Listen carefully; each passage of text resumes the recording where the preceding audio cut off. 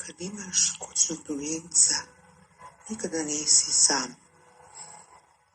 I ne pitaš se da li to biće zaslužuje ljubav svoju da mu dam. Voliš ga, neguješ, paziš. Nekad povisiš ton, a češće govoriš reči nežnosti. Miluješ ga, hraniš, maziš. Kad imaš kućnog ljubimca, nikada nisi usamljen i ne pitaš se tada da li će onaj da viče ako sto nije po protokolu postavljen. Voliš ga, vodiš ga u šetnju, nikada ne čuješ od njega pretnju.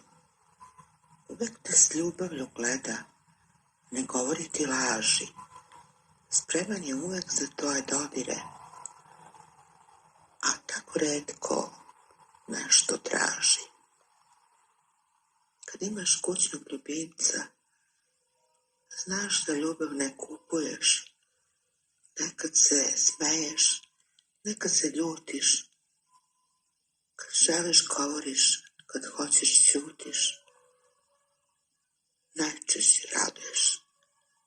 Kad imaš kućnog ljubimca, nisi usamljeni kad si sam i ne pitaš se tada da li zaslužuje da mu svu nežnost i ljubav dam.